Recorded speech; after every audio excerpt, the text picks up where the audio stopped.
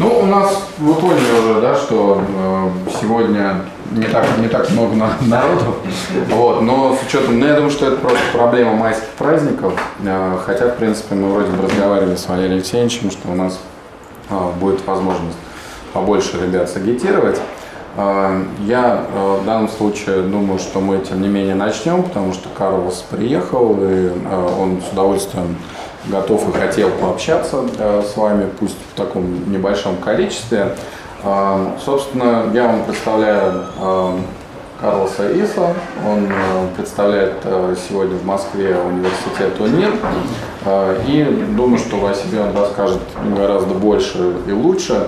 Соответственно, ну, мы уже разговаривали, что здесь у нас ребята, как раз которых я, в общем, всех знаю, поэтому у нас двое первокурсники, у них заключаемый интенсивный, но тем не менее только 1 год изучения испанского языка. Да, Ксения, в общем, у нас представитель 2-го курса, но у нее испанский язык как 2-й. Вот, тем не менее, думаю, что они будут уже во многом состоянии слушать испанскую речь. Но единственное, что у нас есть, мне кажется, что мне очень жаль, что просто другие не пришли по причине того, что Карлос в совершенстве владеет и русским языком в том числе, да, поэтому я думаю, что это будет очень полезное общение, потому что если вы будете чувствовать какую-то там, допустим, сложность, да, тем более у нас здесь камерная обстановка, я думаю, что можно будет просто где-то прерывать, останавливать и попросить, может быть, там что-то уточнить на русском языке. Я думаю, что ты сможешь, да? Скажем что-нибудь на русском, чтобы они не пугались. Поприветствуй, пожалуйста. Ну, чтобы они... стесняюсь. Можно сказать без акцента. Вот, ну, собственно, я думаю, что мое присутствие здесь, может быть, было бы уместно, но у нас, вы знаете, сегодня большое тоже мероприятие факультетское, так уж все наложилось, поэтому я немножечко побуду, тем более, может быть, я сейчас вспомню свой испанский, который в свое время у меня тоже был одним из языков, правда, не 1-й, 2, там был 4-й, но неважно. И, соответственно, тогда, с вашего позволения, в процессе, может быть, удалюсь. Тогда слово Карлосу. Спасибо. Muy bien. Entonces, como ha dicho Alexei, voy a intentar hablar despacio. Si algo no entendéis, lo preguntáis.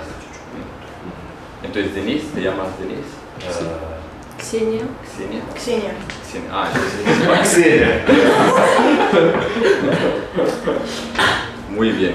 Pues nada, muchas gracias por haber venido, por, ¿cómo decir?, sostener, ¿no?, esta pequeña conferencia que, como le decía yo a Alexei, mi idea era más que una conferencia que fuera bueno, digamos un encuentro no oficial, ¿no?, donde vosotros podéis hacer todas las preguntas que queráis sin ningún problema.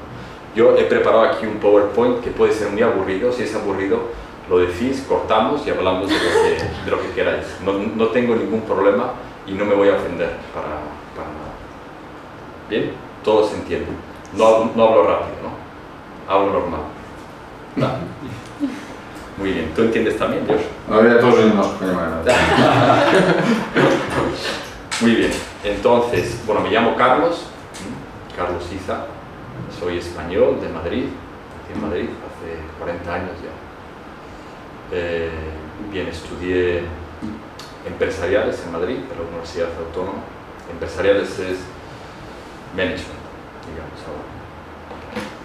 Luego me fui con 25 años, me fui de España y no he regresado a España. Bueno, he regresado, pero viajes muy cortos. Llevo 15 años fuera de España.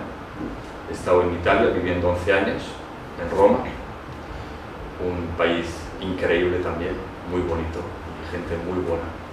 Y luego llevo aquí 5 años, en Rusia, un país con el que soñaba desde los 16 años venir aquí, porque también me atraía mucho Rusia, los rusos, toda la cultura.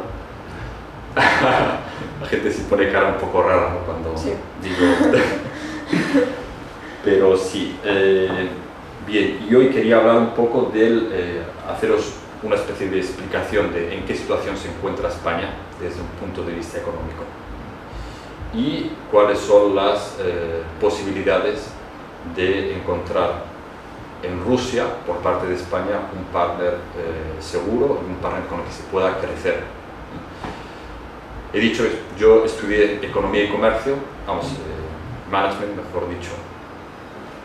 Luego me fui a Roma, sí, a Italia, por motivos, bueno, sobre todo de formación también profesional. Quería recibir una segunda formación ya más humanística, entonces estudié filosofía y teología también. Y mi experiencia profesional en España, bueno, en España tuve poca experiencia profesional porque terminé la carrera, hice el servicio militar, la mili, ¿entendéis, no? No. Служил в армии.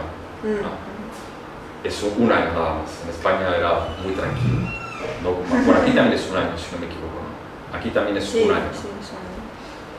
Год, да? Sí, sí. Сейчас. Ну да. Pero ha dicho Putin que lo va a subir a 2 años de mis. 2 años de mí vas a tener. Es года, tipo de служить в армии. Bien. Y entonces en España estuve estudiando sobre todo como profesor, y luego estuve trabajando en una empresa, y esta es la primera cosa que os quería decir, en una multinacional, un laboratorio farmacéutico, se llama Zambon. Entonces, en una ocasión pasé el día trabajando con el director comercial de Zambon. Zambon es una empresa que factura muchos miles de millones, bueno, millones, sí, diría así, de euros. Sabéis que los laboratorios farmacéuticos son empresas con muchísimo dinero, muchísimo. Bueno, entonces ahí me ocurrió una cosa, que vino el director comercial, estuve trabajando con él todo el día, yo no le conocía, no nos conocíamos personalmente, y en la comida, no sé por qué, el tipo abrió su corazón, ¿no? Yo tenía 23 años, él tenía 45 o 50 años más o menos, y me dijo, Carlos, casi se puso a llorar, casi empezó a llorar, porque me dijo, Carlos, bien, soy una persona que he hecho una gran carrera profesional, director comercial de una empresa, de una multinacional, pero soy un fracasado. ¿Por qué? Porque no conozco a mi familia. Me he dedicado por entero al trabajo y a mis hijos no les conozco. Entonces, con esto una cosa que, si queréis vosotros encontrar en España un lugar para vivir o para, no sé, yo imagino que si España os interesa, ¿no? ¿O no? Sí, porque si estáis estudiando español es porque España... Entonces, si queréis hacer algo con los españoles, mi consejo es... los españoles somos personas muy conservadoras, de carácter, muy conservadoras. De hecho, no somos grandes comerciantes. Los españoles han sido grandes conquistadores, pero no sabe, hasta cierto punto todavía no sabemos muy bien hacer comercio, comercializar. Los italianos saben y muy bien, y van muy por delante de nosotros. Para que os hagáis una idea de la relación que hay, las exportaciones de España son de unos 800.000 millones de euros.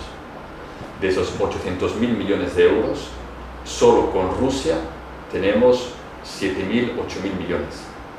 O sea, es un porcentaje bajísimo, muy bajo, muy bajo. Es decir, que está todo por hacer. Está todo por hacer, ¿se entiende? Se os pedí todo lo que puede hacer España con Rusia, y es mucho, porque tenéis los rusos que aprovecharos del hecho de que hay muchos puntos en común, España y Rusia, en cuanto a carácter, mentalidad.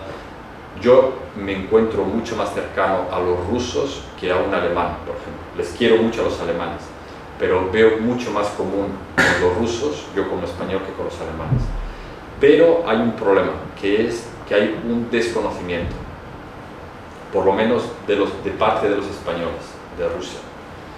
Y es el gran problema para desarrollar el business aquí. O sea, en este momento decir, en el año 2012, que un país como España, que es el 10º país del mundo, tiene con Rusia, que es uno de los países con más perspectiva de desarrollo desde el punto de vista económico, que tiene 7.000 millones de exportaciones, con Rusia es poquísimo, es una pena. ¿Y eso por qué? Por una razón, por desconocimiento. Hay mucho desconocimiento y los españoles tenemos miedo a invertir aquí en Rusia. Yo tengo tengo muchos amigos en España, sobre todo desde el año 2008, desde que empezó la crisis económica. Cada año recibo entre 10 y 20 propuestas de business aquí en Rusia, porque los españoles, digamos que desgraciadamente, cuando quieren empezar en Rusia no se fían de los rusos. ¿Qué idea hay en España? Es una idea equivocada, pero es la idea que hay. Yo lo digo así con total sinceridad. Los empresarios españoles piensan que en Rusia la única manera de hacer business es dando dinero debajo de la mesa, взятки. Y bueno, corrupción hasta aquí. Desgraciadamente es la idea que hay.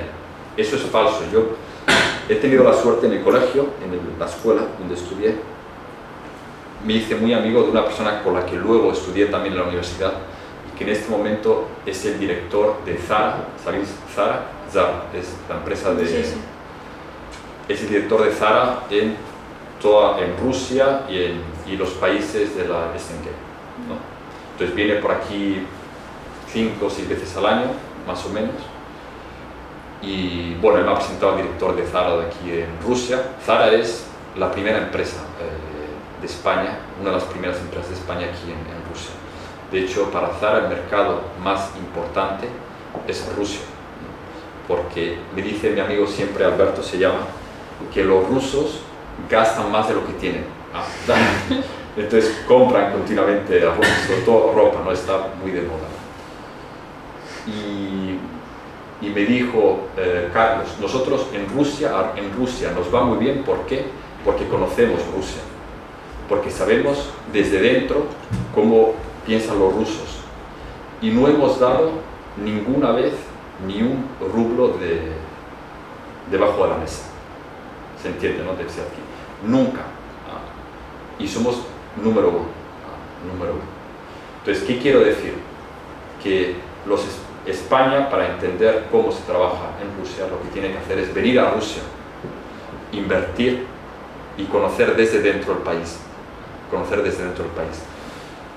En el caso de Zara, ellos están solos, pero hay otras empresas españolas que luego os enseñaré, que lo que han hecho es encontrar aquí partners, ¿no? Han hecho ¿cómo se dice? Una empresa, mamma mía, no me acuerdo cómo se dice en español, una empresa conjunta, una совместная предприятие, ¿no? Cooperativa. Una cooperativa, bueno, si no es cooperativa exactamente, bueno, da lo mismo. Так давно в России живешь, что забыл? No, pero mi problema es que el español lo estoy olvidando mucho también. No por el ruso, porque no sé ni ruso, ni español, ni italiano al final. No sabes nada. Es un problema serio, pero bien. Entonces, ¿qué es el secreto también para Rusia? Para Rusia, ahora veré un gráfico, os enseñaré un gráfico de las exportaciones rusas en España. El tema más importante es que España encuentra aquí partners. Un ejemplo, un contraejemplo, o sea, un ejemplo malo. Banco de Santander. España tiene un sector financiero muy sólido. Sabéis que entre los 10 primeros bancos del mundo hay 2 bancos españoles. Banco de Santander y BBVA. ¿Cómo? BBVA, el Banco Bilbao Vizcaya Argentaria. Es una fusión de varios bancos. Bien, el Banco de Santander siempre tiene una política muy agresiva. Entonces, cuando llega a un país, por ejemplo, ellos tienen una presencia muy fuerte en América del Sur. Lo que hacen es enseguida comprar sin pedir permiso ni nada. Es lo que hicieron aquí en Rusia. Llegaron a Rusia y compraron un banco, sin saber nada de la realidad bancaria de Rusia. Bueno, cerraron. Al cabo de 2 años dijeron, yo me acuerdo que estuve también hablando con digamos, el responsable del proyecto aquí en Moscú estaba desesperado y me dijo, ayúdame, yo qué te voy a ayudar, yo no te puedo ayudar porque no conozco muy bien el sector bancario, aunque estuve trabajando en un banco ruso, Rosenergobank, pero es un banco muy pequeñito para microcréditos, es una cosa muy específica. Y Banco de Santander tiene un business distinto, aunque querían hacer microcrédito también. Se fue Banco de Santander. Hay que intentar, hay que respetar mucho a la gente también, ¿no? O sea, y yo creo que es lo que no hicieron ellos, ¿no? Hay que respetar, bueno, pues tú estás aquí en Rusia, intentar conocer el idioma, la cultura y cómo la gente trabaja, la mentalidad. Bueno, entonces, ¿por qué España es conocido en el mundo? Sí, ¿qué cosas conoces de España? La ropa, Ajá. la bebida, bancos, Santander, por ejemplo. Ajá. ¿Qué más? Оливки Muy bien. Ajá. y turismo. Turismo, claro. Muy bien. Ya. Muy bien, sí, sí. Y Xenia, ¿tú tienes alguna cosa más? Chupa chups. Chupa chups. No, es cierto, es una empresa que tuvo muchísimo éxito. Sí, sí. Arquitectura, Gaudí. Ajá. Barcelona. Sí, sí, sí. Flamenco, El flamenco. sevillana. Ajá. Hay una cosa que no habéis dicho, pero digamos que Xenia y Xenia estáis disculpadas, pero Denis no está disculpado. Fútbol. Fútbol. Fútbol. Ah. Fútbol. Entonces, ¿eso cómo funciona? Entonces, y hay una cosa que no habéis dicho tampoco, bueno, que son, Paella. bueno, la paella Corrida. y la corrida, efectivamente. Y Sí, la corrida esto. entonces, ¿no?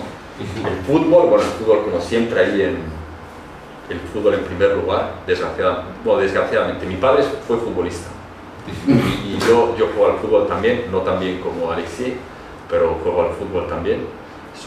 Aunque nací en Madrid, soy del Barça, del Barcelona. Pero tengo que decir que es una pena que en España, y eso es uno de los problemas que tiene ahora España, el nivel de educación. En España se habla de fútbol, se habla de fútbol y se habla de fútbol. Y ahora se habla un poquito de la crisis, pero se habla sobre todo de fútbol, del Real Madrid y del Barça, de lo que van a hacer el Real Madrid y el Barça. En España el periódico más vendido es el Marca, que es un periódico deportivo, es un periódico que habla de fútbol. Bueno, fútbol y también básquetbol, porque España también, en fin, tenis también es muy fuerte en tenis. Bien, y es un problema eso, porque la gente en la calle, también yo ahora cuando regreso a España voy un par de veces al año más o menos. En la calle oyes hablar de fútbol continuamente. Y está muy bien, ¿no? Pero llega un momento en que vamos a hablar de cosas más serias, no sé, de trabajo, sí, cosas más serias. Bien, entonces España es conocido por eso fundamentalmente y de la economía. Bueno, tú has dicho del Banco de Santander, ¿conoces, Xenia? Sí. ¿Y qué más de economía? ¿Qué podéis decir de economía de España? На русском можно? Muy bien. Ну, я только знаю то, что у них был в постфранкистский период был очень высокий рост, когда ВВП рос на 7% за год. Ну, а сейчас это что характерно? Высокий уровень безработицы и то, что Испания ожидает участь как Грецию. Muy bien, efectivamente. Сейчас проблема, сможет ли Испания выйти из кризиса самостоятельно или потребуется помощь? O sea, independientemente, seguro que no. Yo tengo que hablar en español porque me han dicho, Carlos, запрещено hablar en ruso. Yo aquí en Rusia he trabajado en un banco, también trabajo en una empresa, en una empresa que hace proyectos de ingeniería agroalimentaria, pero también he trabajado en 2 escuelas, dando clases de español a niños pequeños, en escuelas normales, aunque bueno, en Moscú hay 5 escuelas con el español como lengua primera. Sí. Sí, eso quizá tú lo conoces. ¿Has estado en una de esas? No, yo estudié en el liceo Cervantes. lingüístico. Y en Cervantes también. Muy bien. Pues yo di clases en una escuela que está en Babushkinsk. No, eso no sé. Eso no lo conoces. Pero bien, entonces, ahí también me prohibieron hablar en ruso. Me dijeron, Carlos, no puedes hablar en ruso con los niños. Pero los niños son muy avispados, ¿no? Y enseguida sabes que tú sabes ruso y desastre, no pasa nada. Bien, entonces, economía española. Efectivamente, la economía española ahora está pasando por una crisis que ahora explicaré, pero ¿en qué es fuerte, qué puntos fuertes tiene España como economía? ¿Qué os son? Como tú has dicho también antes. Comida. Sí, La cultura, la agricultura. La agricultura, producción de la agricultura. Turismo. Sí. ¿Qué más? Exportan vino, comida, ya. Sí, y Europa. Y Europa, sí. También tiene algún sector un poco más desarrollado que ahora lo veremos. Vamos a ir adelante. Entonces, hay los tres sectores, ¿no? Sabéis que está el sector primario, que fundamentalmente es agricultura, ganadería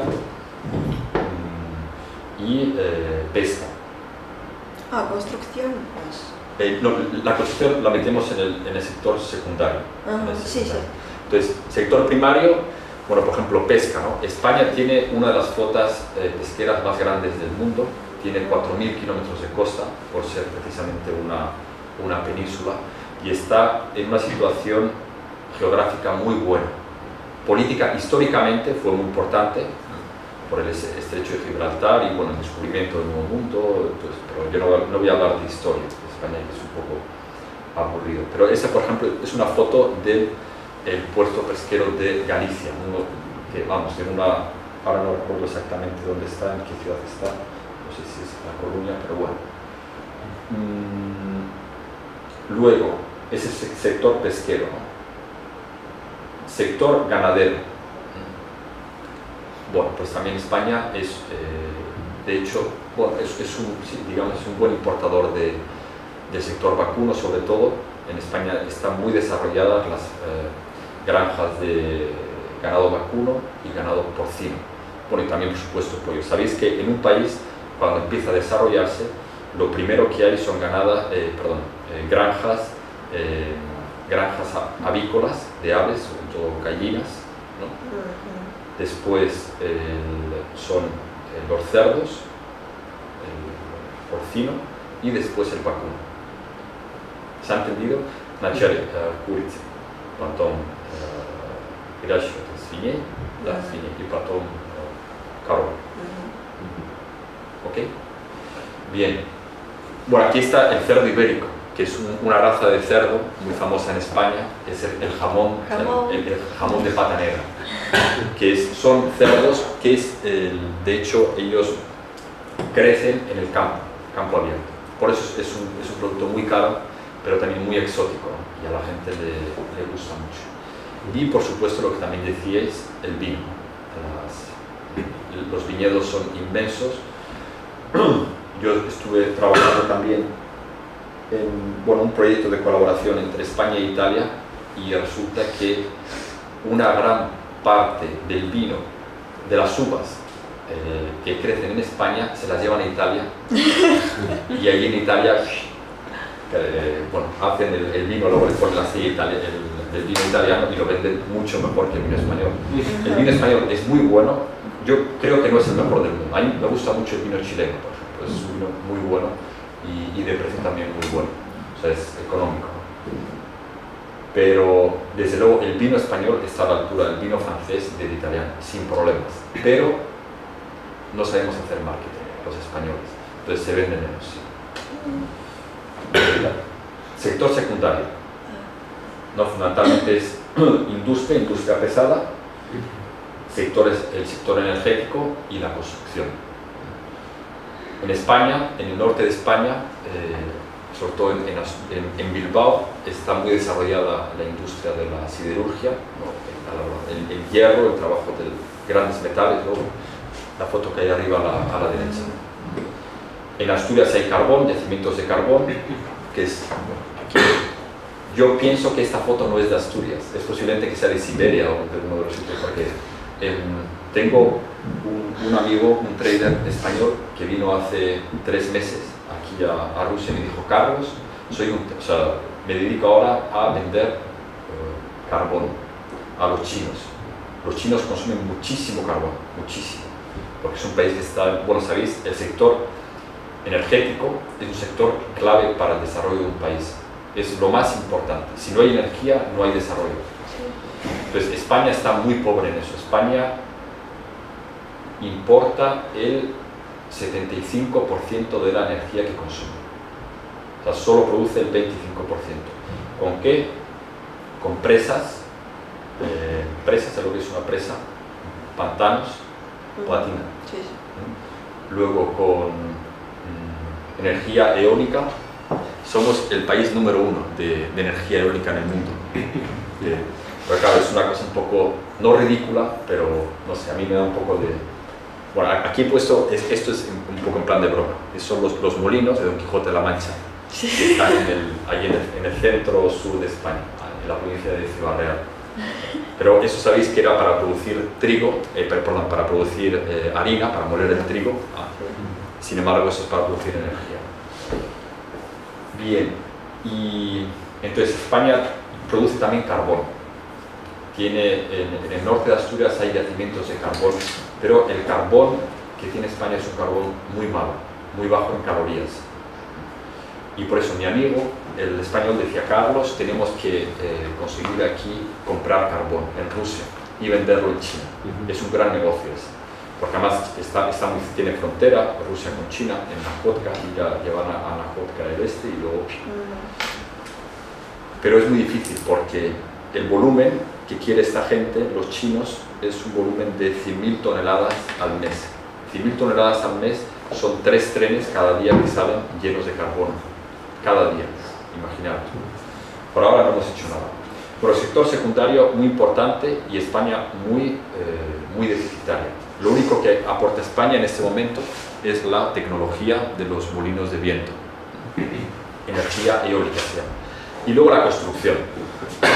Entonces, sobre la construcción hablaré un poco más adelante. Es un tema muy importante para entender el desarrollo de España de los últimos, del 7% y todo esto, y luego la gran crisis que tiene ahora España. Es una foto de Madrid, son el downtown de Madrid, el Moscow, Madrid City. De Madrid. Si tenéis preguntas, interrumpid. Si hay preguntas. No preguntas. Sin problema. Y sector terciario, que es en el sector en el que España es más fuerte, que es sobre todo, bueno, comercio, el Corte Inglés. ¿Quién ha estado en España? Eso lo sé. ¿Sí? Que es Corte Inglés. ¿Sabes lo que es, no? El Corte Inglés. Es una, ¿cómo decirlo? Es una tienda de ropa. Sí, son grandes almacenes. Sí, Sí. muy grande. Muy es una especie de hipermercado de la ropa, que tiene muchas marcas. Tiene marcas muy buenas y marcas muy caras. Sí, y muy caras y marcas también bastante normales. Sí. Entonces tienen un servicio muy bueno, pero solo trabajan en España y en Portugal. No han querido lanzarse al exterior. Les da miedo, típico de España, ¿no? O sea, que se quedan ahí aislados. Y es el gran problema, de nuevo repito, que tiene España, que es el miedo a salir del exterior. Los españoles hablamos pocos idiomas también. Tenemos poca facilidad para aprender idiomas porque el español es un idioma, no voy a decir muy básico, pero la fonética es muy sencilla, una fonética muy sencilla. Si se compara con el ruso es muy distinto. El ruso es una pesadilla, ¿no? De la gramática, tiene cosas muy complejas, ¿no? El español es muy sencillo, me parece. Para mí es muy sencillo. Pero el ruso es difícil para todos. El ruso es difícil para todos, sí. Para todo el mundo. Pero hay mucha gente que trabaja en Rusia en inglés, por ejemplo. Sí. Y el inglés en España, si vais a España, es mejor que habléis español a que habléis inglés, porque en inglés no os van a entender. Bien. Entonces, el sector terciario, el tema del el turismo, hoteles, el tema de bueno, los transportes, es el sector terciario. España tiene, en este momento tiene 108 aeropuertos, cosa que es muy importante para la comunicación, pero solo 33 internacionales, o sea, no son todos internacionales. Ahí están metidos los aeropuertos militares también. Pero dice mucho ya de eso, ¿no? Tener en cuenta que el aeropuerto de Barajas, ¿sabéis? Barajas es el aeropuerto de Madrid, tiene un tráfico de 70 millones de pasajeros al año. Es el segundo aeropuerto más grande de pasajeros de Europa. 70 millones. Y llegan también de Portugal. Sí. Sí. Está cerca de Portugal, ¿no? Barajas. Sí, Barajas. Me parece que sí, ¿no? Bueno, Barajas está en Madrid, o sea, está en el centro de España. Ah, de verdad. Sí. Entonces, hay mucho tráfico también porque España es un punto de escala. Cuando vienen los aviones de América, primero Barajas y luego se van a otro sitio. Por eso hay mucho movimiento. España también es muy fuerte en red de transportes en trenes. Ahora os enseñaré la empresa de España que hace trenes, se llama Talgo. Talgo responde a iniciales. Tren de tren, ya no me acuerdo cómo es, tren, muy bien, no es importante. Talgo se llama la empresa. Y ahora mismo ha vendido a RGT, ha vendido 7 trenes. El Sapsan, que hace el San Petersburgo-Moscú, ¿no? Entonces es un tren de alta velocidad, pero no es de alta velocidad, porque son 250 kilómetros. O sea, alta velocidad es 300, 750 kilómetros. El problema no es el Sapsan, el problema son las vías. Son muy antiguas. Entonces el proyecto ahora es cambiar las vías. Quieren cambiar las vías del tren. Es un proyecto muy caro, una gran inversión. Y España lo que ha hecho ahora, ha vendido 7 trenes, 7 talgos, cada talgo cuesta 20 millones de euros, es decir, que ha vendido 140 millones, ¿no? 140 millones de euros ha vendido a Rusia para hacer el trayecto Moscú-Berlín. Una cosa un poco rara, ¿no? Y los alemanes se han enfadado porque dicen,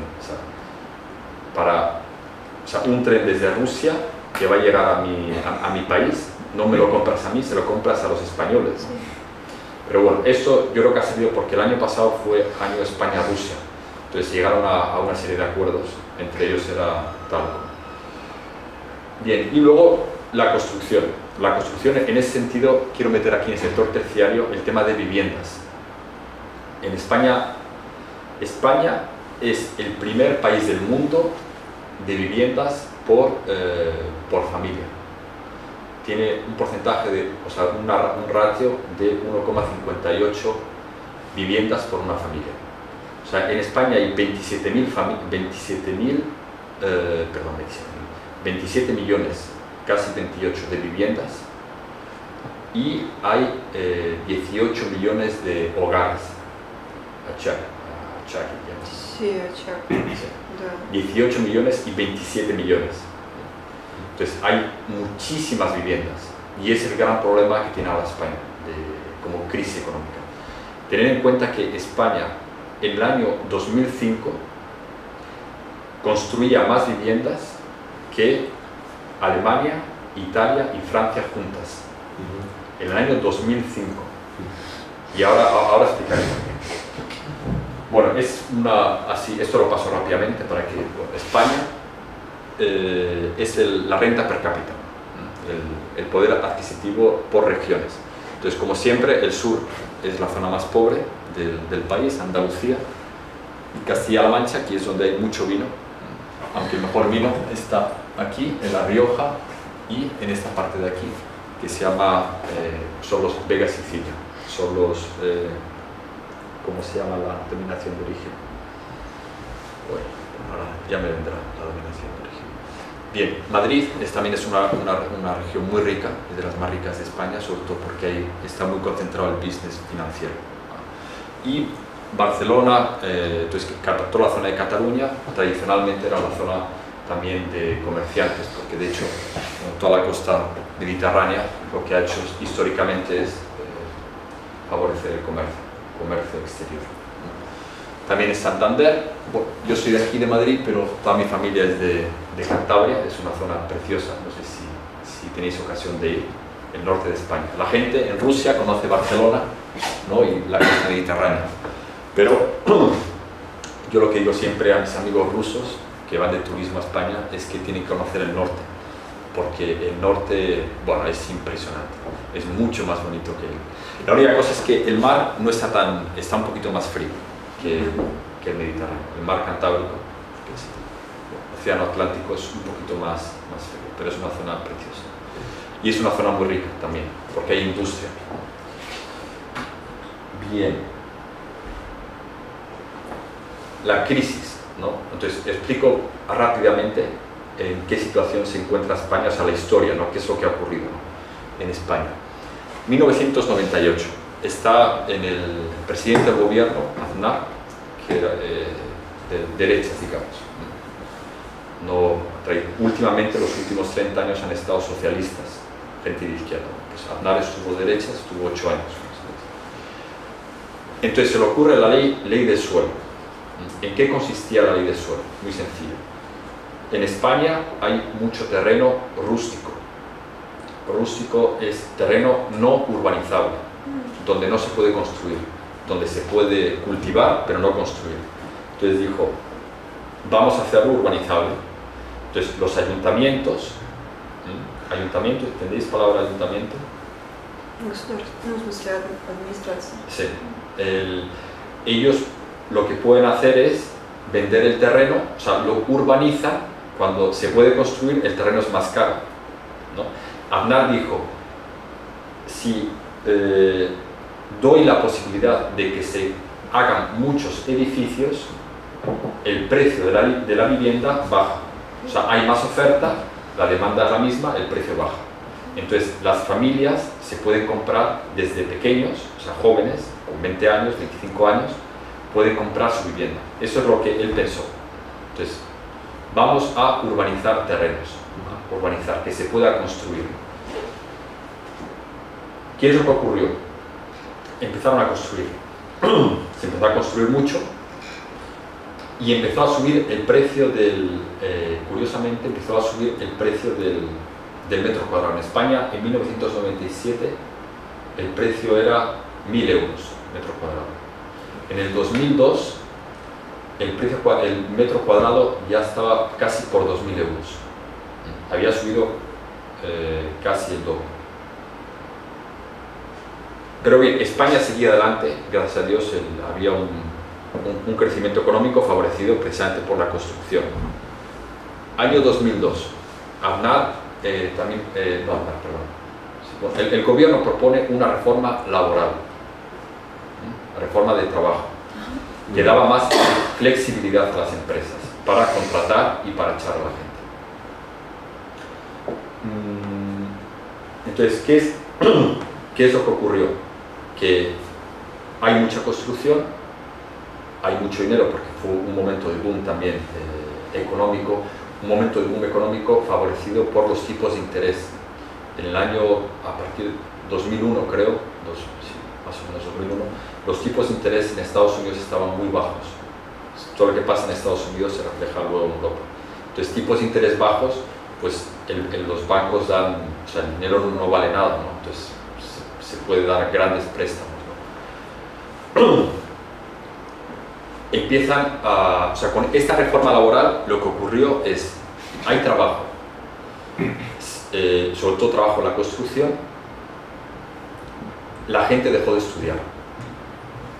Los españoles se fueron muchos años, no todos, pero mucha gente se fue antes de hacer una carrera universitaria y se puso a trabajar. Llegó mucha gente de América del Sur, sobre todo de Ecuador.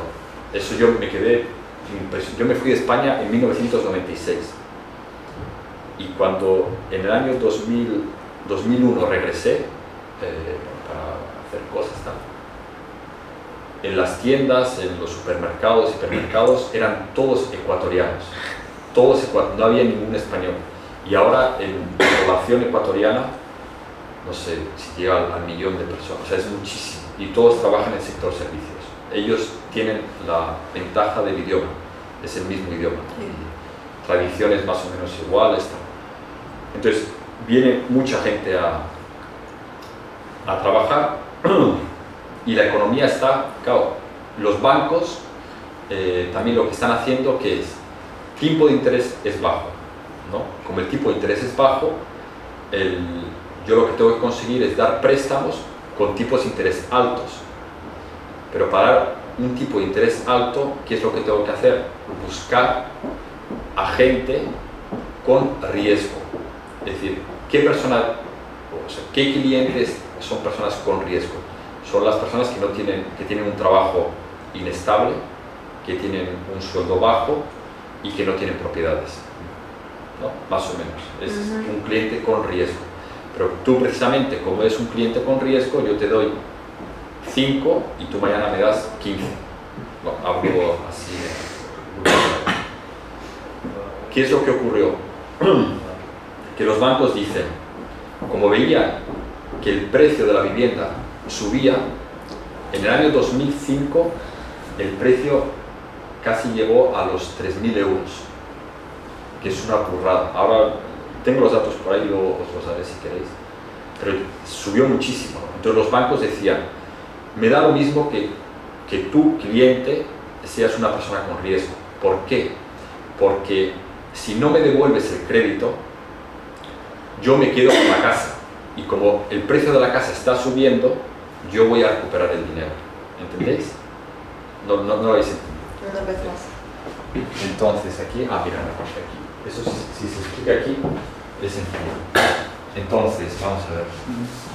Más despacio. Más despacio, ¿no? Sí, perdón. Un cliente con riesgo. Sí. Bien. La casa está valorada, hoy estamos en el 2005, y la casa está valorada en 100. Es el precio de mercado de la casa, de un edificio, de una hipoteca. Vamos a, bueno, hipoteca. Sí, de un edificio, ¿ok? O de un apartamento. Yo soy un cliente con riesgo y el banco me dice,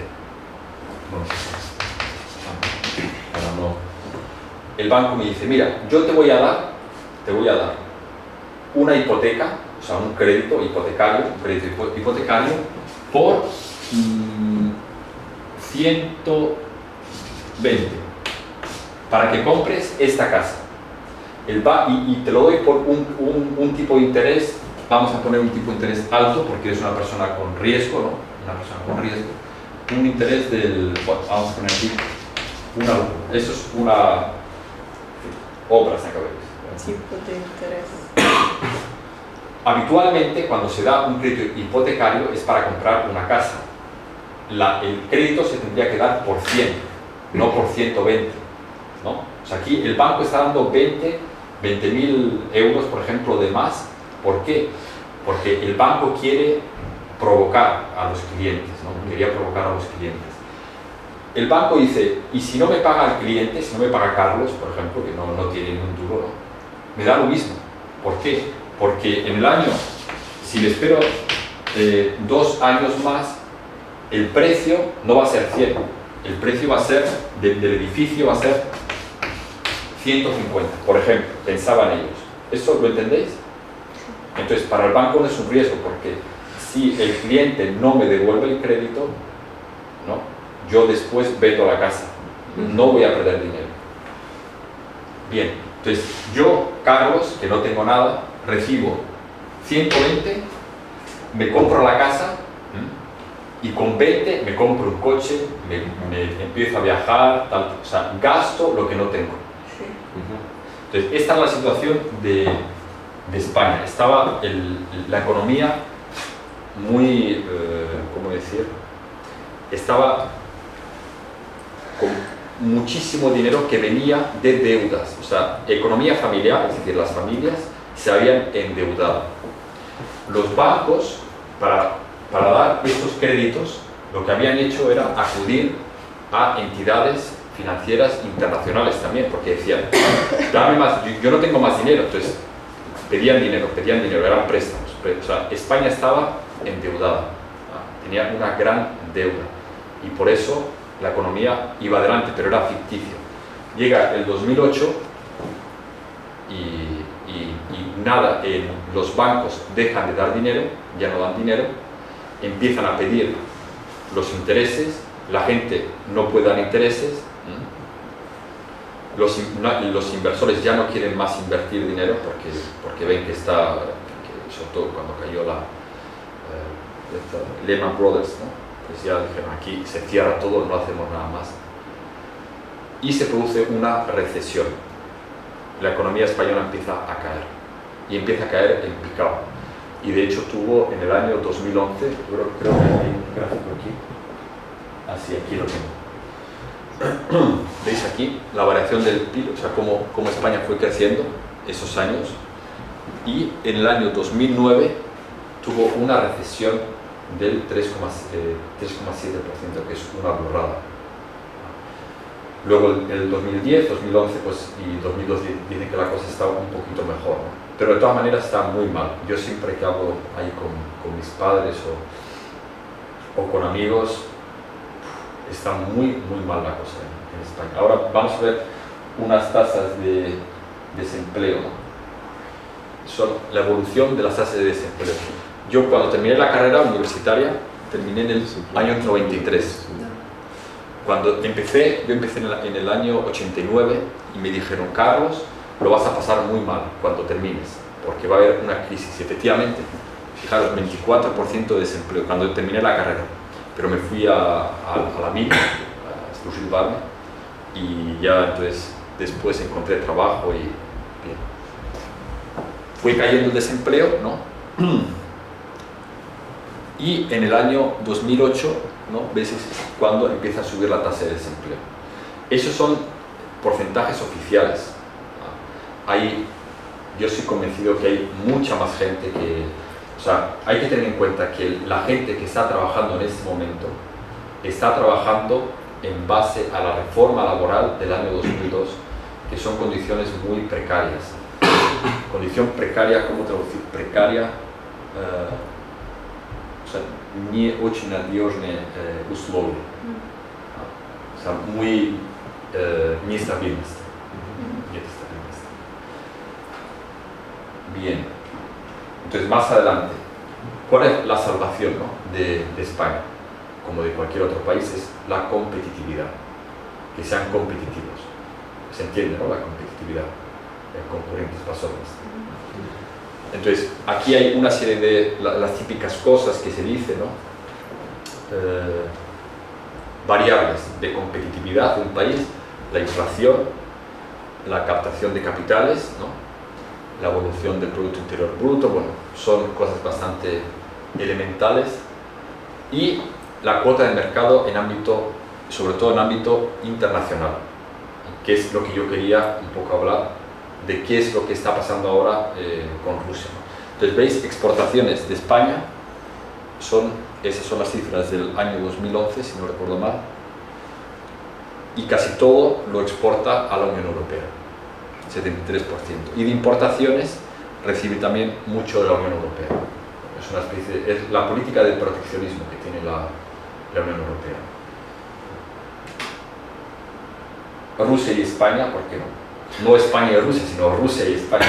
En primer lugar, Rusia. Y... Uy, ¿por qué no sé esto? No, se ha deformado esto. Va a pasar algo aquí. Bueno, no pasa nada, porque son números y tampoco vamos a... Entonces, eso es un desglose del el comercio que hay entre Rusia y España en el año 96. Comparo el año 96 con el año 2011. Entonces, veis, bueno, aquí no se ve muy bien, pero son 450 millones de euros que exportaba España a Rusia en el año 96. Y aquí son 1038 los que España recibía de Rusia. O sea, España importaba de Rusia 1.000 millones de euros en el año 96. Ya os podéis hacer una idea de dónde sale eso. O sea, ¿qué puede exportar Rusia? ¿Qué exporta Rusia? ¿A España? Sí. ¿qué puede exportar Rusia a España? O sea, Rusia, ¿qué es lo más... Нефть. Energía, ¿no? Recursos energéticos, petróleo. Sí, petróleo. Petróleo, derivados del petróleo. Es sobre todo porque España es lo que necesita. España no tiene nada, ¿no? En España tenemos agua y tenemos buena temperatura, sol, pero poco más, ¿no? Si en el año 2011, fijaros, España ya está exportando en Rusia 2.500 millones de euros y Rusia está exportando a España 8.000 millones o sea, Rusia es mucho más fuerte, pero son porcentajes mínimos. O sea, fijaros, antes os decía, España exporta 2.700 millones de euros y a Rusia solo 2.000, que es nada. Y lo contrario también, España importa 300.000 millones de euros, de los cuales solo 8.500 son de Rusia. El año pasado, cuando hubo el meeting, cuando vino Zapatero y estuvo con Medvedev en San Petersburgo, dijeron, tenemos que llegar, o sea, que por lo menos haya una circulación de más de 10.000 millones, pero es una pena, ¿no? Porque es muy poco, o sea, sigue siendo muy poco. Me parece a mí, vamos, yo creo que... Yo trabajo mucho con italianos también, aquí en Rusia, y las cifras que manejan los italianos son muy distintas, ¿no? Sobre todo porque Rusia también tiene una afinidad particular, mira con mucho cariño a Italia. Es un partner histórico, ¿no? Entonces, lo importante son productos energéticos, ¿no? ¿Veis? Sobre todo, o sea, Rusia, de los 8.000, 7.500 son productos energéticos. Y España, lo más importante son alimentos, ¿veis? Alimentos luego son productos manufacturados, semi-manufacturados y bienes de equipo. Entonces aquí entran bienes de equipo, entran por ejemplo lavadoras, lavavajillas, picadora técnica y semi-manufacturas, Sí. Zara sobre todo, que es la que más vende, el grupo Zara, grupo Inditex, ¿no? Inditex. Pues sabéis que Zara es una marca, aquí tienen Pull&Bear, Stradivarius, Stradivarius, tienen muchas. Y no son los únicos, no solo Zara, o sea, hay más, no sé quién más, pero sobre todo es Zara la verdad. Bien. Ok. Pues aquí he hecho un desglose, ¿no?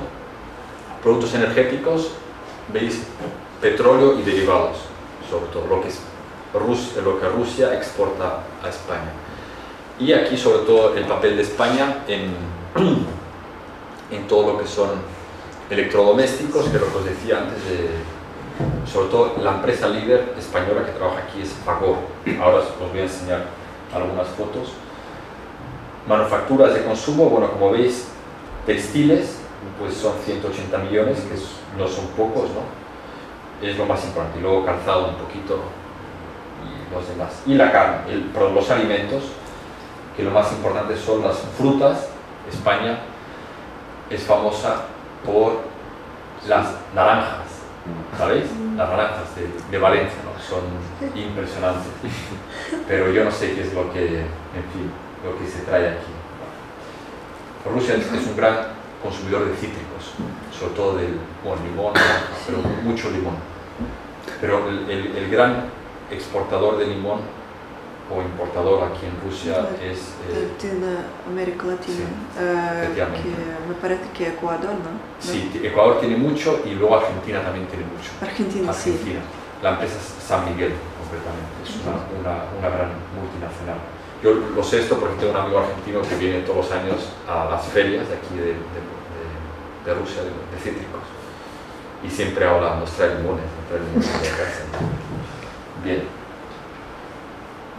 Bien, entonces ahora vamos a ver ejemplos de empresas españolas que están trabajando aquí. Entonces esos son los vagones, los trenes que ha comprado Nash Putin. No, este es Talgo. Esto no es Sapsan, Sapsan es Siemens. Y Sapsan es el nombre español, ¿por qué? O es... Ya te entiendo, sí. Entonces, bueno, Talgo es la empresa, es Siemens. Ajá. ¿Ok? Entonces, esto se llama, vamos a ver, en España el tren de alta velocidad, el Sapsan español, se llama AVE. AVE. Ah, AVE. AVE, que es también Tiza, ¿no? sí, sí. Pero es el nombre genérico, Tiza, ¿no? Pero eso significa alta velocidad española. Ajá. Alta velocidad española. Los primeros trenes fueron en el año, me parece, año 92. La primera línea de alta velocidad española es del año 92. Y los trenes eran franceses, si no recuerdo mal. Bueno, entonces Talgo tiene una historia muy, muy interesante. Es de las... bueno, iba a decir una machada, no la digo. Pero tiene una tecnología puntera y única en el mundo. Que sabéis que en el sector ferroviario el problema que hay de la comunicación entre países es el ancho de vía. ¿Ancho de vía se entiende? Ширина. Ширина a железных дорог. Да. Entonces, ¿por qué? Porque en Rusia tiene esta, luego en España esta, luego en Alemania tal, entonces se van cambiando. España, como sabéis, tuvo una guerra civil del año 36 al año 39. Una guerra muy dura, murió mucha gente y está todavía muy viva, desgraciadamente. Bueno, por eso España no intervino en la Segunda Guerra Mundial. España se quedó neutral, no intervino. En el año 39 subió al poder Franco, dictador Franco, ¿no? Tranquilo, un hombre militar, tranquilo. Pero España fue aislada, se aisló a España desde el punto de vista económico. Y España empezó a fabricar su propia tecnología.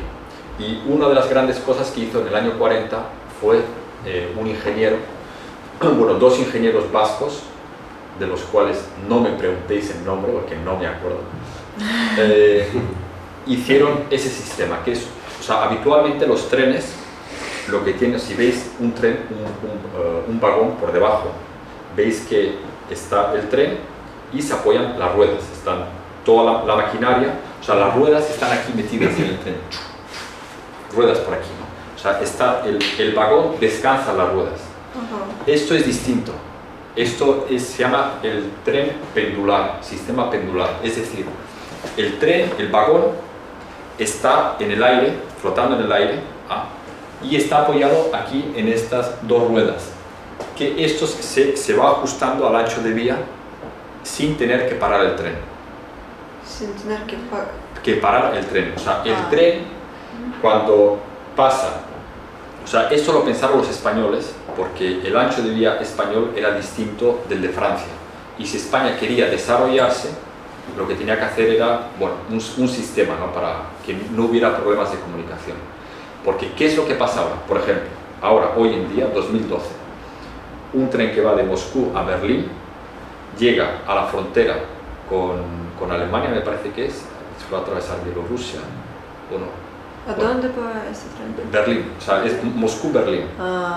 ¿Pasa por Bielorrusia o no? No sé, de verdad no sé. Bueno, digamos pasa por Bielorrusia, ¿ok? Entonces tiene que cambiar el ancho de vías. ¿Qué es lo que hace? Separa el tren. Y lo van cambiando, yo no sé cómo lo cambian, pero tardan muchas horas.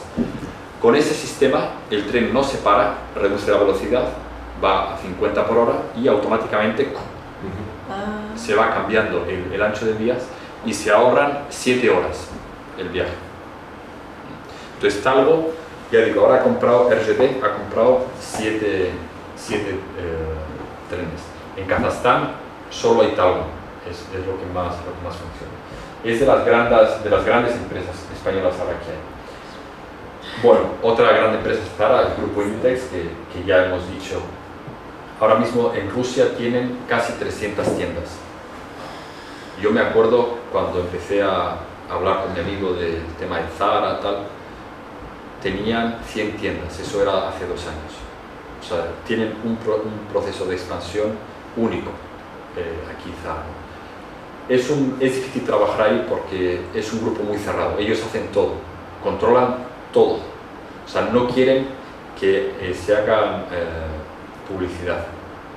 ¿Cuándo habéis visto un anuncio de Zara, por ejemplo? Ellos no hacen. No hacen nada de publicidad, Sí. nada, cero pelotero. El sistema de distribución es suyo. Sí. Ellos no contratan empresas DHL o TNT, no, es todo suyo. Las fábricas son suyas, la materia prima es suya, todo es suyo. Es un grupo muy cerrado, muy compacto. Bueno, les va muy bien, la verdad es que les va. Fijaros, tienen 110.000 empleados, 110.000 empleados, que es muchísimo. Otra gran empresa es Roca. Entonces Roca aquí no se conoce porque tiene otro nombre comercial. El nombre comercial que tiene es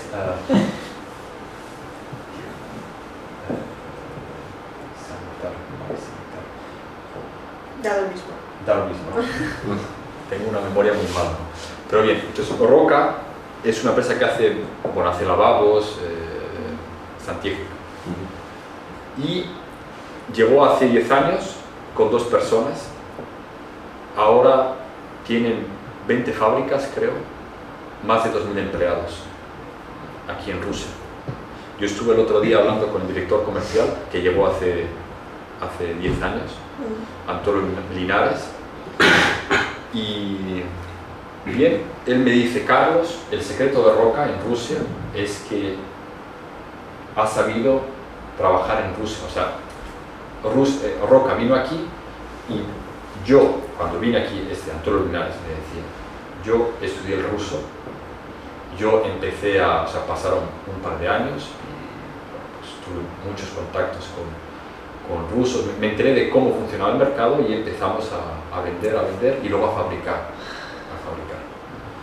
Tienen una facturación y son de muy buena calidad. Bueno, Mondragón, esto es menos conocido, aunque lo más conocido es Fagor que hace frigoríficos y lavaplatos, lavadoras, tal. Y luego tiene proyectos de ingeniería, pero eso sobre todo son cosas que hacen en España. Eso aquí lo importante es los proyectos que hacen, facturan unos, ¿cuántos eran? Bueno, la verdad es que no es muchísimo. Creo que eran 20 millones de euros de facturación. No está mal, pero solo tienen aquí representación. Hace 3 años estaban 2 personas, ahora tienen 60 personas. O sea, también va creciendo. Bueno, Repsol es una gran empresa, es de las grandes empresas que hay en España, que se dedica a la transformación del petróleo y derivados del petróleo. Entonces aquí he puesto esta información que es importante al acuerdo que han llegado con esta empresa rusa, Eurotex, y tienen un programa muy serio aquí de expansión, Repsol. Pero sabéis que Repsol está ahora sufriendo, bueno, a lo mejor no lo sabéis, Argentina. Repsol tiene muchos proyectos de expansión en América Latina. Concretamente en Argentina tenía una empresa que era la empresa más grande que había del sector energético y la han expropiado. ¿Sabéis lo que significa expropiación? Es ¿no sabéis qué significa expropiación? Sí.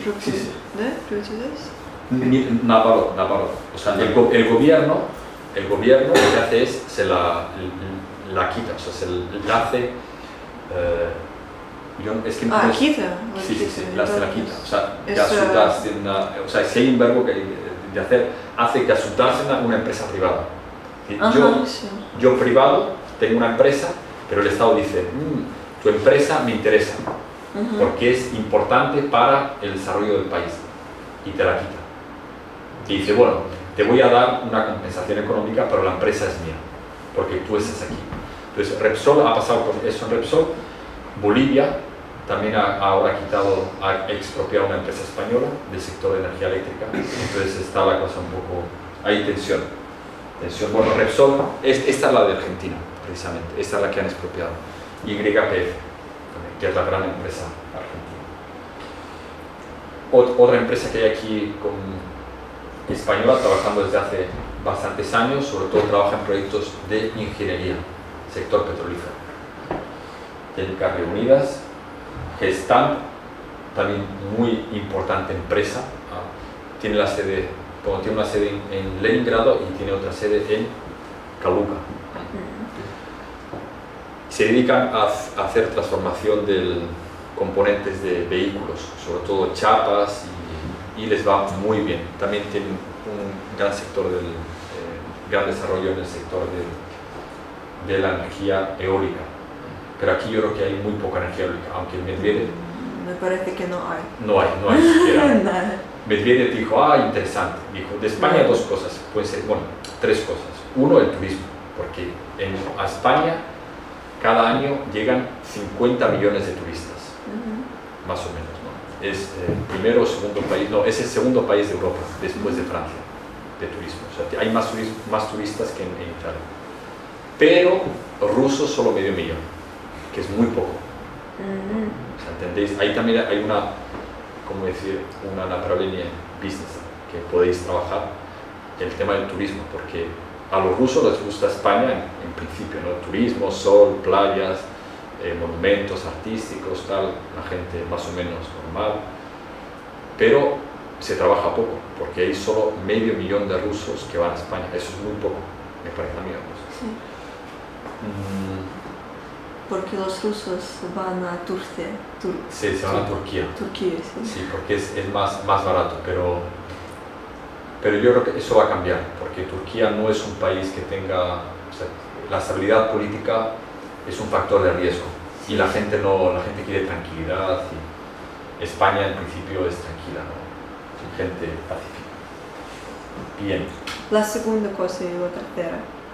Sí, entonces, energía, es energía eólica, el turismo, y la tercera es sobre todo el tema del desarrollo industrial con la tecnología de talgo, de los trenes, las comunicaciones, comunicaciones.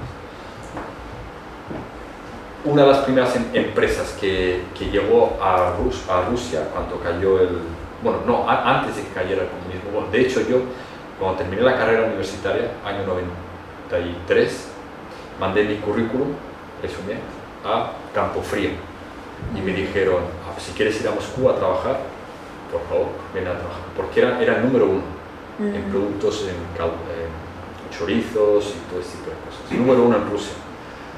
Pero Campofrío vendió la filial rusa Campomos, que es aquí vosotros vais al supermercado y encontráis Campomos, seguro que conocéis, ¿no? Campomos, ¿no? No conocéis Campomos. Pecado. Bueno, da lo mismo. Entonces, el Campofrío vendió a la compañía finlandesa Atria Campomos, o sea que se ha quedado sin nada, no tiene nada de presencia aquí. Es una pena, pero bueno. Esta en activa, seguro que la conocéis. ¿Dienis? ¿No conocéis? En activa. Esta es la empresa donde yo trabajo. Es una broma. Pero es una empresa, aquí en Rusia ha hecho unos 30 proyectos de ingeniería agroalimentaria, sobre todo granjas de cerdos, o sea, porcinas. Esa que es una foto de una granja que hicimos en Kirov, pero es Kalushka Oblast, no es Kirovskaya Oblast. Luego fábricas de piensos, silos, ¿no? Silos, almacén de piensos. Y luego fábricas de helados en Tatarstan. Bueno. Y unir. Antes hemos dicho España, uno de los problemas que tiene ahora, vamos a ver, para la competitividad de un país está el factor productivo, capital, ¿no? Demanda, etcétera, etcétera, industria, y por otro lado hay un factor no cuantitativo, o sea que no se puede cuantificar, no se puede citar, ¿no? Que es en la ley, o sea, cómo el Estado favorece que se puedan abrir nuevas empresas, y el otro factor, ¿cuál es? La educación, ¿no? La educación. Si la gente tiene mala educación, no vas a ninguna parte. Entonces, yo ahora estoy trabajando para esta universidad también, la Universidad de La Rioja, que es una universidad que hace educación a distancia. en Internet. Es una universidad en Internet. Дистанционное обучение. Sí. Y tengo aquí, mira, os voy a dar aquí unos folletos porque dije a Alyosha que después de la conferencia hablaría de esto. Entonces, como tengo aquí, sois pocos, os voy a dar unos si puedes repartir. Ambas están en ruso. Esta es una universidad bastante, o sea, es una de las primeras universidades en Europa en cuanto a tecnología desde el punto de vista de Internet, porque no es la clásica educación a distancia, distanzione da obучение, no tiene un sistema mucho más innovativo donde hay un seguimiento personalizado de cada alumno. Bien, entonces la UNIR está trabajando aquí en Rusia, es un proyecto que estamos sacando adelante ahora. Solo hay una persona en Rusia trabajando en este proyecto, que soy yo, no hay nadie más. Luego, cuando empecé a hablar con Alexei, porque nos conocemos desde hace relativamente tiempo, me sugirió la posibilidad de organizar, o sea, así como primera etapa, ¿no?, para dar a conocer aquí la MGIMO también, porque lo interesante de esta universidad española aquí en Rusia es la posibilidad que da a los estudiantes rusos de recibir un diploma español europeo, digamos, porque mi madre es que es un diploma europeo, porque esta universidad da, o sea, es privada, pero te da un diploma gasudarza. Y entonces yo estoy buscando contratos de colaboración con universidades. MGIMO es una universidad importante, entonces por eso me vine aquí. Y me sugirió la posibilidad de organizar esto, que es un curso de español, de economía española, política española y política europea en lengua española en Madrid, este verano. Me dijo Alexei, ¿por qué no organizáis esto? Dijimos, bueno, muy bien. Y es lo que hemos organizado. Aquí, de hecho, veréis por la facultad, ahí en las tablones de anuncios, esto está colgado, lo han puesto en ruso. Esta es la versión española, pero ahí está en ruso, que es un curso que hemos organizado que tiene 2 semanas de duración, solo en español, intensivo para mejorar el español. Hay clases de español también, hay visitas culturales guiadas en Madrid, hay un programa también de, bueno, por supuesto, de descanso donde Rasmussen, ¿no? Ahí en Madrid. Bueno, aquí está la duración, 32 horas de clases de historia, de política, de management, de economía, derecho español y derecho europeo, 24 horas de clases prácticas, 16 horas de clases de español, más actividades.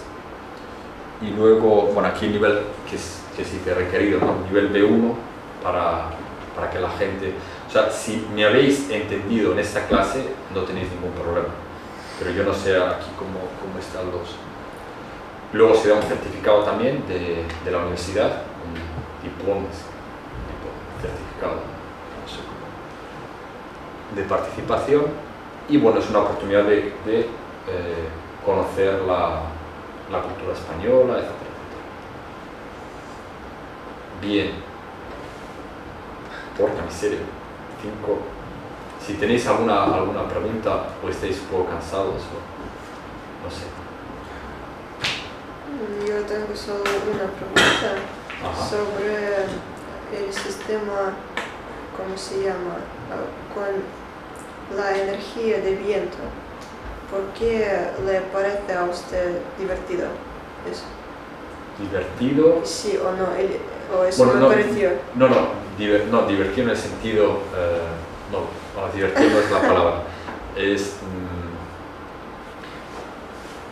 Parece ser que, bueno, aunque autores disputan, hay cierta polémica en que hay gente que dice que es muy grande la inversión que se hace para el poco rendimiento que tiene. Es muy difícil. Entonces, sí, vamos a ver.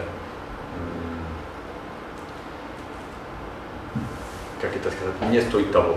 Я имею в виду, что это Entonces, Y de investir verdad sea- no vale la pena. Sí, que no vale la pena porque la inversión es muy grande. Mm, La producción de energía no ni es accesible. pues sí, Eso por un lado.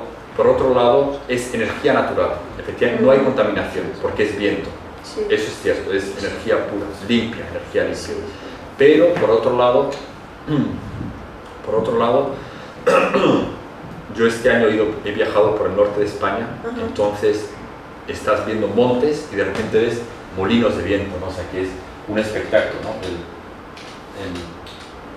Esto, Ajá. ¿veis? O sea, esto es increíble, eso es un impacto ambiental también muy, o sea que es muy feo. O sea, ves, Pero sí, es muy feo, pero... la energía es limpia, eso es cierto.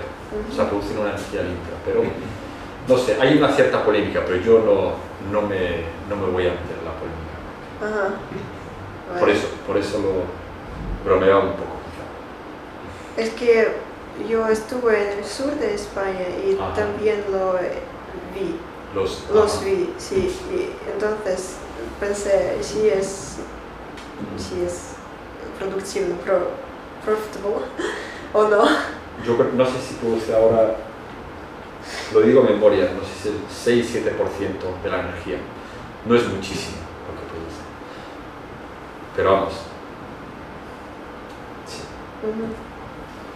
La energía eólica, yo pienso que no es el futuro, pero lo pienso yo. Si dijera el futuro es la energía nuclear, entonces me matan el Greenpeace. Sí. Yo no estoy ni a favor ni en contra, yo no digo nada, pero creo que esto no es muy productivo. Es una alternativa, pero no sé si es válida. ¿Más preguntas? ¿Y en qué trabaja usted en Rusia, además de esta universidad? Sí, entonces yo sigo trabajando en esta empresa también en activa. Bueno, en este momento estamos simplemente estamos en negociaciones con proyectos eso se llama hidropónica. Es una alimentación es una alimentación muy rica, sobre todo para el ganado vacuno, el ganado cares, ¿cómo es cares?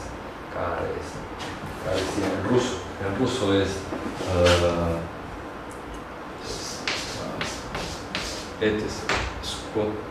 rog. Крупный рогатый скот. Точно, да. Y entonces estamos con eso, tenemos proyectos también, pero está todo un poco, no se mueve, ahora es difícil, porque nuestros clientes eran el Ministerio de Defensa, y está un poco... Y luego también estoy trabajando con unos italianos para poner en marcha un venta de productos de alimentación. Hay una cadena italiana que se llama de Spar. Vosotros conocéis a lo mejor Spar, ¿no? No. ¿No habéis visto Spar? ¿No? Pues aquí en Moscú hay. No hay muchas, pero son supermercados. No son hipermercados, son supermercados. Superficies pequeñas. Y en Italia se llama de Spar. Entonces yo soy muy amigo de uno del Consejo de Administración y también soy amigo de aquí de otro italiano que tiene un holding de empresas y bueno, tiene amistades muy buenas con gente de grandes superficies de alimentación también. Entonces me he metido ahí, estamos viendo ahora, la semana que viene tendremos una reunión. Que Y tenga eso- suerte. ¿Ah? Que tenga Sí, suerte. muchas gracias. Sí, eso es lo que hago, fundamentalmente. ¿Y es difícil trabajar en Rusia? ¿Qué problemas tiene usted en este proyecto en activa? Bien. Bueno, con Enactiva ahora el problema es el tema del, ¿cómo decir?, del dinero. Porque la gente que quiere hacer proyectos de ingeniería agroalimentaria, en los últimos 2 años hemos negociado con businessmen, o sea, con gente con mucho dinero, pero que no eran del sector. Entonces no quieren invertir. Solo invierte gente que conoce el sector, gente especialistas, pero esos son pocos. Y la competencia que tenemos es muy grande, porque Alemania, o sea, la maquinaria que hacen los alemanes es muy buena. La española también es muy buena, pero los rusos, mucha gente, ¿no?, de Alemania, los españoles también, los Volkswagen, si me dices un Volkswagen o no sé, o un Tata, ¿sabes Tata, no?, que es la compañía de India,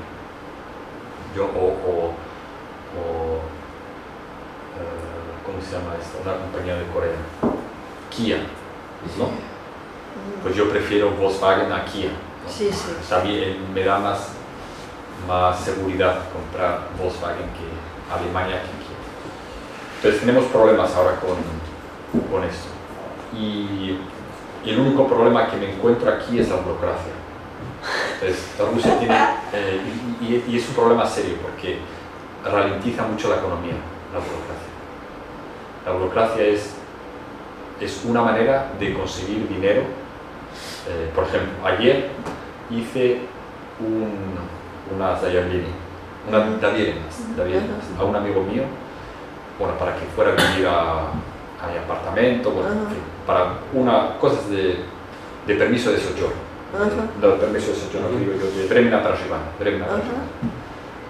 Y bueno, perdí 1 hora y media y pagué 500 rublos, que dices, o sea, no es mucho dinero, ¿no?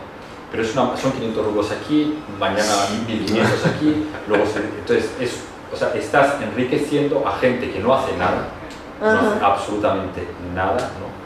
Y luego te vas al chinovnik y el chinovnik te pide todavía más, ¿no? Entonces, eso es un freno para el desarrollo.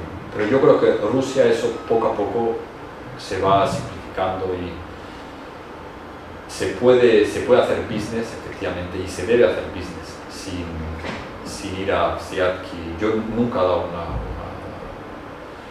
una tangente, nunca, y no pienso, porque si la das una vez tienes que darla siempre, y es una manera de fomentar la corrupción. Y la última pregunta, en general en Rusia, ¿a usted qué le gusta o al contrario no me gusta? No me gusta? Pues me gustan muchas más cosas de las que me disgustan, ¿se entiende? Y ¿qué me gusta? Bueno, sobre todo la gente. Yo llevo en Roma, he vivido muchos años. Italia y España son países muy parecidos, pero son distintos, ¿no?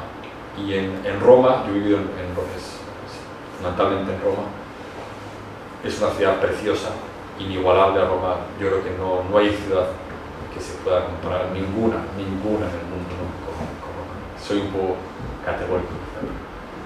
Pero para mí lo más importante de Roma no son las piedras, es la gente. Y aquí en Rusia también. Rusia puede ser bonita o no, pero lo importante es la gente. Y lo que más me gusta es la gente, que es gente muy, muy abierta y con ganas de aprender cosas. Y yo también he aprendido muchas cosas de los rusos, ¿no? O sea, los rusos, cuando trabajé en el banco, por así decir, mi nivel era este, ¿no? El nivel de mis colegas era este, de mis colegas rusos era este. Y yo tenía este nivel. Pero cuando ellos aprendieron, enseguida fueron muy rápido y me pasaron y bueno, ya chao. Porque, bueno, tienen, o sea, una cosa muy importante del cara al trabajo, por lo menos con los españoles, yo creo que en todo el mundo es así, es que el trabajo lo tenéis que amar, ¿no? Os tiene que gustar lo que hacéis. Al principio puede ser que el primer trabajo que tengáis no es el que querríais tener. Yo quisiera trabajar pues no lo sé, en Pricewaterhouse, pero trabajo en Activa, por ejemplo. Bueno, enamórate de tu trabajo, o sea, procura hacer tu trabajo bien, con orden, ser una persona leal, ¿no? Yo pienso también, a la hora de cuando he tenido que contratar a gente para el trabajo, a mí me dice mucho, para mí es muy importante también la persona en sí misma, no lo que sabe, sino cómo es ella. Si no es una persona fiel, por ejemplo, yo no me fío de ella. Por ejemplo, si tú estás traicionando, si tú traicionas a tu mujer, ¿se entiende? Если ты предаешь свою жену,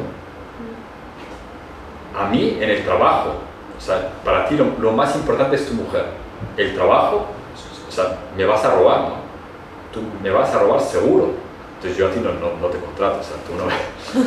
O sea, tiene que haber una coherencia entre las personas, ¿no? Entonces la fidelidad, por ejemplo, el amor a las cosas que haces, para mí es muy importante. Y bueno, quizás es una cosa mediterránea, ¿no? Yo aquí conozco a un arquitecto italiano, se llama Lanfranco Cirillo.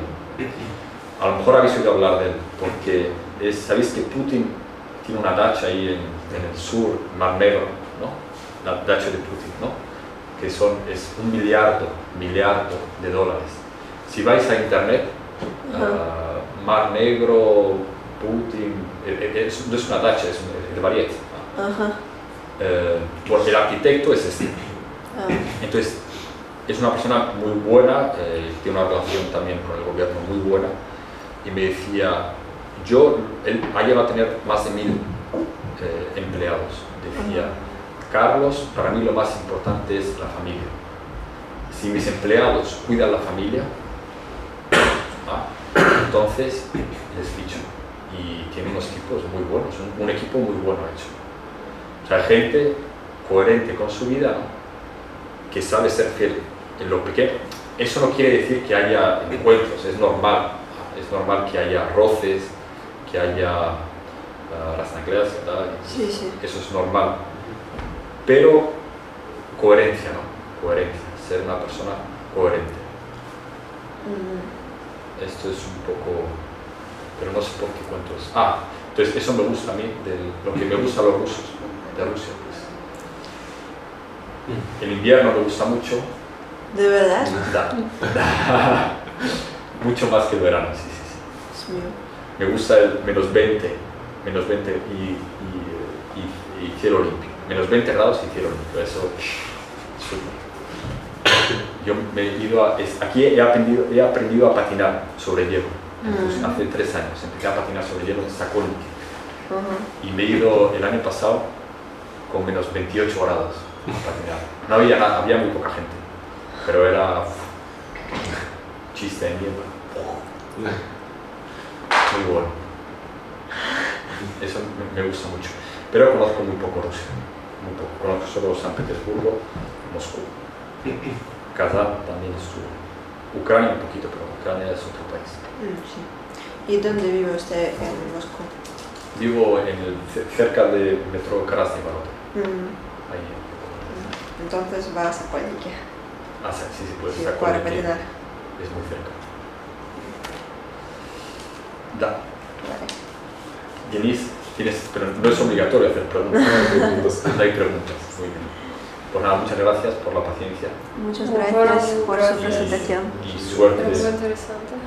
Que tengáis mucha suerte. Luego, si queréis cualquier cosa del UNIR, ahí encontraréis todos mis datos. También está incluso mi teléfono, mi email.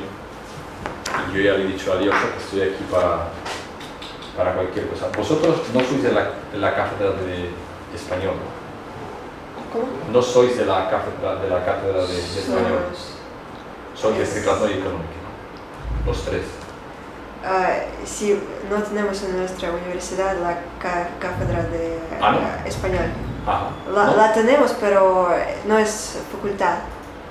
Y nuestra facultad es прикладная экономика. Sí. Y cátedra es algo otro, es una cosa otra, es otra cosa. Sí, entiendo. Pero habláis muy bien el español. Gracias. Muchas gracias. Muy bien, pues a esto lo borro. Sí. Muchas gracias, Carlos. A vosotros. Gracias. Gracias. Eso, papá.